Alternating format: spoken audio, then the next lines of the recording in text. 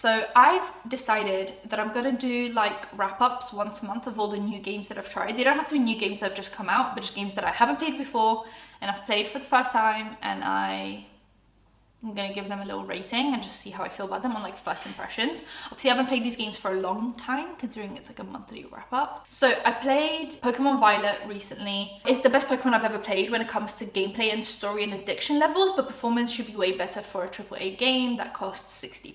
I still stand by everything I wrote here. It is the most exciting game for me that I've played in recent days. I have been disappointed with Pokemon games for a while, probably since like halfway through the 3DS. I think the first 2 games were great, the second 2 games were alright. I was addicted to it. I had to give myself a little minute, but the game is super addictive. It's really great, and I think it's worth the money, except for the performance issues, obviously, which it makes it sound like it's really not worth the money because like there are so many performance issues. My game actually hasn't been acting up that much. My game's actually pretty decent, so I don't know why it performs better for some people and not others. I don't know, maybe just how old your Switch is, whatever it is. My one is the OLED. My one performs pretty well. I also bought the game digital instead of physical, so I don't know if that makes a difference, but mine has performed pretty well. It has been a little bit, it looks a little bit sometimes, but overall it's the most like addicting Pokemon game I've played in a really long time, and that's all that counts to me. It's a move in the right direction, essentially. I've also played Kirby and the Forgotten Land, which is such a cute game. It's super cozy. You can like replay it as well to get full, like a checklist of accomplishments. At the end of every level, they tick off what you've done. And this is like a mystery one if you like got it by accident without knowing what you need to do for that level. And then obviously if you didn't get it, you can just go back and try it again. So it's got like a lot of replayability value. You can also change the difficulty setting, so you can like change the difficulty and like play the whole thing again, see if you can get through it. I think it's just a great game. I'm not very excited for the next Kirby coming out, which is like the deluxe whatever. It's like a Wii U port. I'm not really excited about that one. It looks a bit outdated. I loved the Forgotten Land. That was like probably my favorite Kirby game that I've played in a long time, if not ever. I've also started playing The Walking Dead, but I'm gonna probably restart it and play it as a Let's Play, just because I think it's such a fun and classic game on YouTube. I think that game really blew up on YouTube with all the Let's Players like 10 years ago. I'm trying to play it again. However, I'm wondering if I want to play on the PlayStation 5 if I get it, or if I should just continue playing on the Switch. It's obviously an old game, pretty close to 10 years now. It looks outdated. It feels outdated. It feels a little bit clunky. It feels like an early 2010s game, but I love it. I love the storyline. I know I love the storyline because I've watched it on YouTube, and it's just nice to like be able to make my own decisions. But yeah, it's a really good game. It brings up a lot of like nostalgia, but I forgot how outdated the game looked, like how clunky it feels. I bet the newer, like the New Frontier kind of side of The Walking Dead, that probably looks a lot better because there was obviously a few years between the first episode and the last episode.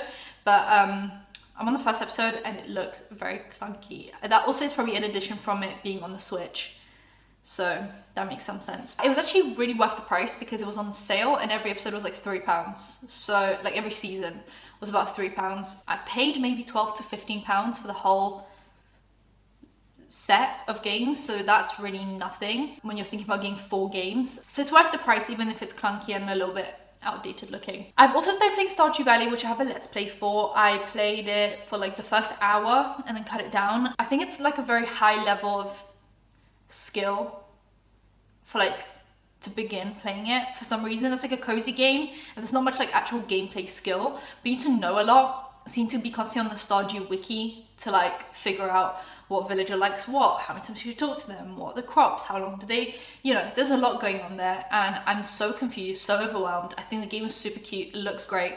I just haven't had the time to go back on there because I feel like I have to watch so many YouTube videos like tips and tricks. I've also read through some of the tips that you have put in the comments under that Let's Play, so I've just been trying to like collect all the tips and tricks and advice and just figure out how to make my village the best it can be. It's a high level of like knowledge that you need to start playing that game. I didn't realize it was that serious, but I know it's the best cozy game of all time, and even non-cozy gamers are playing it and loving it, so I'm just gonna get into it. I just need to understand more about the game. I've also started playing Spiritfarer properly. This is like the one that I've tried ages ago for like 10 minutes and I turned it off because I was playing something else.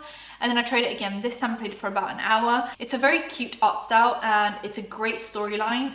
I think. From what I've heard, the storyline's amazing. It's about just like helping people pass after they die, and like you kind of sort out their affairs in the living world and you help them pass, and it's apparently very emotional. I just haven't gotten to that point yet. I'm still in like the intro bit, and it's just so like slow and long, and it's difficult to get into. I just want to start doing stuff and it's not letting me. It's like making me do these like little pointless things. So right now it just feels, I just can't get into it for some reason. Like, please tell me if it's worth getting through this like introduction for the gameplay, because right now it just feels like I'm like trudging along, like I'm just trying to get through it, you know? But it might take some time to get me hooked, but from what I've heard, it sounds like a great game. I'm trying my best to get into it, but it just can't right now. I have already given all these games a rating. Pokemon Violet, I'm gonna give it a 4 out of 5. Docket 1 point for the performance, that makes sense. Kirby and the Forgotten Land, I'm gonna give a 4. The best Kirby game to have ever come out, I think. The Walking Dead, I'm gonna give a 3.